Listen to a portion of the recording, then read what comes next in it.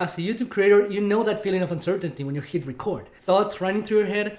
Am I good enough? Am I interesting enough? Can I really make people to care about my video? You are about to put yourself out there for the world to see, leaving you exposed and vulnerable. I know how challenging that can be. I've been there. That's why I truly believe that you can defeat your insecurities and boost your camera confidence. Best part is, you can start as soon as you finish this video. If you're tired of looking at your videos and not loving what you see, and you want to believe that it's actually possible to become the confident content creator that you're meant to be, then this video is for you. I have better news for you. What if I told you that you're already on track of becoming amazing on camera? By the end of this video, you'll have all the tools and inspiration that you need to not only feel more confident on camera, but also to make content that you're proud of and connect with your audience in a whole new way. These are the 12 ways on how to become more confident on camera. Let's begin. Tip number 1, write every word that you're going to say. Do you need a script for your YouTube videos? Yes, you do. And that is going to help you become more confident on camera, because without knowing all the words, you're going to hesitate. And hesitation turns people off. Knowing that you have to write every word is not enough. You have to write your script and do it well. One really important advice that I want to give when it comes to writing your script is to make sure that you imagine that you're talking to a real person. Address them in the second person. Say you and yours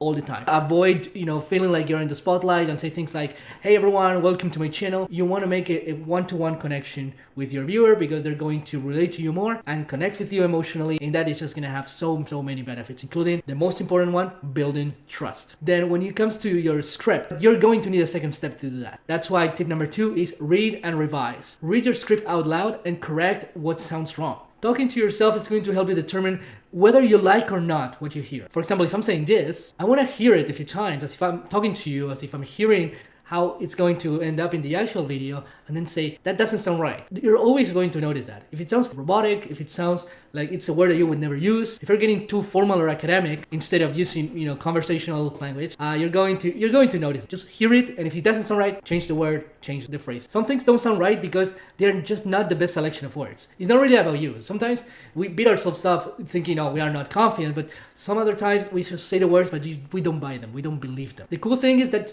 just trust your gut. It's easy to just be writing your script and paying attention to the words and say, this doesn't sound like me. This sounds too formal. This doesn't sound like I'm talking to a friend. Tip number 3, have a perfect setup that you can follow every single time. Choose a place to record regularly. Don't change constantly. If you have a specific room, if you have a specific location in that room where you want to put a desk, where you want to put a camera, where you want to put your lights, do that every single time. That's going to save you so much time, give you that certainty, seeing the same setup every single time. So now you know what to expect and you know it's going to be okay. The next thing about this setup is you should never rush your sessions. If you know your video is going to be probably 10 minutes long once it reaches YouTube, imagine that there's a lot of editing involved. 10 minutes of a YouTube video could probably be at least maybe twice as much in footage. So what you are recording, what you end up keeping in your hard drive or Google Drive is going to be probably double. The next thing, 10 minutes recording or 20 minutes recording has nothing to do with the actual amount of time you're going to need. The setup for this video took me 25 minutes. I'll take out my laptop, set up my camera, get my Yeti microphone, and the lights were complicated, so I got them right. I have to comb my hair, no kidding. I shaved the night before, everything. But that's not really the point. Here's the point. You want to have consistency about the place. You also want to have a consistent setup when it comes to the audio and the light. If you have a nice microphone that you know has good sound, keep it every single time. If you have nice lighting, remember what lights you're using and where you're placing them in the room, because this is going to save you so much time. It can seem like a hustle in the beginning, but it's going to save you so much time. The last thing is to use a teleprompter. Teleprompters are great. They will give you all the words that you need. Personally, at least, when I use a teleprompter, I don't fail so much. I don't make so many mistakes. I have all the words that I need to say. I just have to make sure that it does seem like I'm looking to the camera. Sometimes I take a few shots just to get my head right, my head position and my eye contact right. Other than that, I'm gold. I love scripts and I love using a teleprompter. I know that some people, have a hard time with scripts and teleprompters, and they say, am I going to come off robotic because I read every word? And it can happen, of course, and it takes practice. A lot of people, a lot of content creators, they love outlines instead of scripts. This honestly works for every person differently. For me, I want every word, but you may be another type of person and you'd rather have an outline. Build a really good outline, put all the bullets in there, make sure you don't miss a thing, practice, and then hit that record button. Tip number 4, dress to impress. Nobody. Dress for yourself. Looking good is not as important as looking like yourself. Don't be pretentious, don't be professional, unless your channel is, professional in some way. It could be a lawyer or a doctor or a social scientist. You don't need it. I mean, what people really are looking for, have to be yourself. Be yourself the best way you can be. Pick a shirt that you would pick any day. You will want to have, other things cleaner than usual perhaps, but just be yourself. One thing that I do also to try to impress is to wear contacts. This doesn't work for everybody, but I think it's a great option for those people who have glasses and always receive reflection. Keep an eye on the reflection because it can be super off-putting for the people who are watching you. If you are short-sighted like I am, wear contacts. Tip number 5, be confident but be yourself. Again, just, back to the dressing, you have to be yourself in every possible way. Believe in your words before they do. Do you have flaws? Share them. Are you addicted to coke? Share it. Do you have other physical defects, like I just mentioned, my eyesight? You can say that. Own your mistakes. If you make a mistake on the camera, maybe it's really bad, maybe you would want to erase it afterward. We're going to get that later. But no, other than that, you're good to go. Get vulnerable. This is extremely important. Have you made mistakes in the past? Share them. Own them. Have you gone through a difficult situation that you're not too proud of? You made mistakes, you put up with abuse, you were lazy, you hurt yourself, you hurt other people. Remember those stories. Own them, share them, just be yourself. That is being confident, really. Having the will to put yourself out there, be vulnerable, let it go. Tip number 6, energy boost. I love this one. You have to increase your energy. One great way to do this is to loosen up your body. Shake it out, run a little bit, shake your legs, shake your arms, shake your booty. If you have any sort of physical tension on your shoulders, like I always do, or in your back, be loosed as much as possible. Another great way of doing this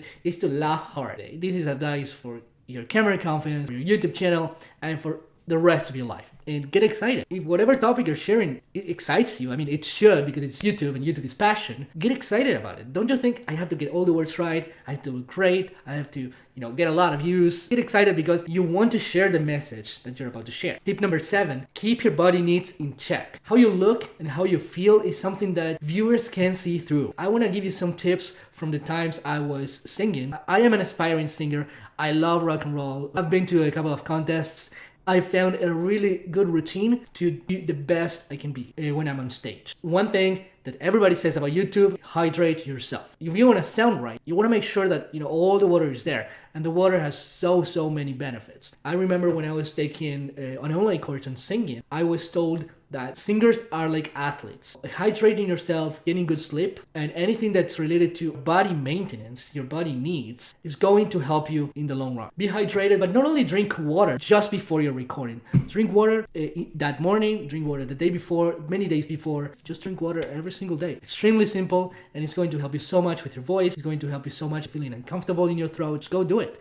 Some of the other habits that came from my singing routine, my pre-performance routine, is to shower, feeling clean right before performance, right before talking to the camera. It's going to make you relax your body. It's going to make clean and like you own it. The next thing, I always shave. My beard doesn't look that great when I'm not shaved. Unless that's the look you're going for, great. You will want to shave. Look clean. It feels good. I rather do it. Brush your teeth, same thing. When you brush your teeth, you're going to notice breath is better. You feel more relaxed, cleaner, fresher. Anything that's related to your voice really should involve brushing your teeth. Another thing that I find super important when it comes to keeping your body needs in check is to never hold your bathroom needs. And I'm not talking about shaving or showering this time. If you have to use the bathroom for peeing or pooing, anything else, that is going to bother you. I know that you are a busy person. You want to finish your video and sometimes you feel like, oh, this scene, I almost got it. I just have to record it a couple of times. It's gonna come out perfect. And then you decide not to take a break, go to the bathroom and pee or poo. That is a bad idea. It's going to be uncomfortable, going to drain your energy and deviate your attention from what's important. So, tip number 8, recording one-on-one. Run a recording session and adjust accordingly. Once everything is set, lights, camera action, teleprompter, script, you want to do a test. Do a 20-second test where you are checking your lights, your audio, the way you sound, your microphone. Everything that you need has to be in check. So the last thing that you want happening is that you recorded 7 minutes or 10 minutes of your video and the sound was not there. You had echo or distortion. The light was terrible. There was a lot of shadow in the back. Your face is not clear because the light failed. That's the last thing that you want. The best way to approach this is to run your 20 seconds test. Say the first few sentences of your script, watch and listen how everything turned out, and then adjust. If the light doesn't look good, add one more, change the intensity, change the angles. If your sound didn't come out right, it could be your camera that's failing, it could be your microphone. Troubleshoot accordingly and make sure you get your next test Right. But that's not enough. Let me take you to the next step. Tip number 9, a minimum viable recording. Get it perfect at the smallest scale. At this time, you're going to run a second test. It takes 30 to 60 seconds. But you're going to make sure you get your video perfect. You can record the first couple of scenes and do it perfectly. Repeat the script 100 times. Do it and redo it until you get it right. When you get it perfect at the smallest scale, the rest is going to be a lot easier. Go for the minimum viable recording strategy rather than recording your whole 10 to 20 minutes footage. This is perfect, this is not perfect, it's terrible, this is average. You don't want to do that. If you are going to make a big mess, do it at a small scale. When you want to be perfect, it's going to be perfect. The rest of the video should fall easily in place once your minimum viable recording is correct. Correct to your standards. That's tip number 10. Achieving realistic goals on camera. Set clear and realistic goals. So once you know what you look and sound like from your minimum viable recording session, establish what your goal is for how you want to look and sound like. Realistic is a big word here. You don't want to think that you should be Mr. Beast in your first shot. If you are, a more advanced YouTuber, but somehow are a little shy, or maybe you are confident, but you want to take things to the next level, you don't have to be the best. Just because you got this video, which is amazing, gave you all the tips, don't think you're going to get it right. You don't think you're going to get it super perfect, super great. Well, the key of all good advice is to cut off the amount of mistakes that you can make. But you can't really avoid all possible. That is why this is your journey. This is not my journey. So what are your goals? Watch your minimum viable recording and say, do I like this? Do I want the rest of the video to look like this? Is there something that I can adjust in the video or the sound or my image or my voice or my face or anything else right now, quick and easy, so that the next version is going to come out better? Don't go crazy if you don't look like the biggest influencers. You don't have to. Tip number 11, your step-by-step to success. Exactly what to do. You just hit record. You don't have to start right away. Check everything one more time and then finally, get started on recording. This is going to be exciting. Check your posture. How do you look? Are you too close? Are you crooked somehow? Maybe your shoulders are too up high. You're not comfortable. You're putting pressure on you. Are your shoulders not leveled? Maybe you're like this and you just didn't realize. That's the problem with the camera. That's why we get so self-aware, because all the bad habits come out because we see them. The next thing is choose your placement. You could be very close to the camera. You could be very far from the camera, or you could be somewhere in the middle, right? The next thing about placement is, do you want to be on the left, on the right, the center? That will be your call. That depends on the style of video that you make. Some people like to shift their positions a lot throughout the video. So say a sentence and then appear on the other side in the next sentence. Some other people just, are going to choose their one placement. Just continue talking until the video is finished. Next part is make eye contact with the camera. This is so obvious but extremely important. If you've heard it before, don't dismiss it. Don't think it's minimal. That is going to help you create that connection with your audience, which is really what they're looking for. So give them what they want. The next thing is talk slightly faster and louder than usual. You are seeing me right now and I'm kind of being loud and I'm kind of being speaking a little too fast for my own pacing, really. If you met me personally, I would not speak this fast at all. Not even close. You don't want to go crazy, but just go slightly faster and slightly louder. That's going to make a difference. The problem with YouTube content on video in general is that everybody looks a lot more boring than they really are. Push that pace forward and that confidence forward so that you look so much better on camera. The next thing about your step-by-step success list is use your hands the Italian way. I happen to have that advantage because of my upbringing, but if you aren't, use your hands a lot. Use your hands a lot, it really helps keep your people watching to seem more confident. Speak with a lot of gestures. You've seen it in presentations, you've seen it in public speaking. The counterpart of that is not using your hands would look like this. And then you can say, I can tell you that you're going to be more confident on camera, but I'm not going to be so believable if my hands are moving, right? You see the difference. Tip number 12, edit your mistakes. B-roll and jump cuts are going to be your best friends. In case you don't know, B-roll is any footage that is different from the main presentation style of the video.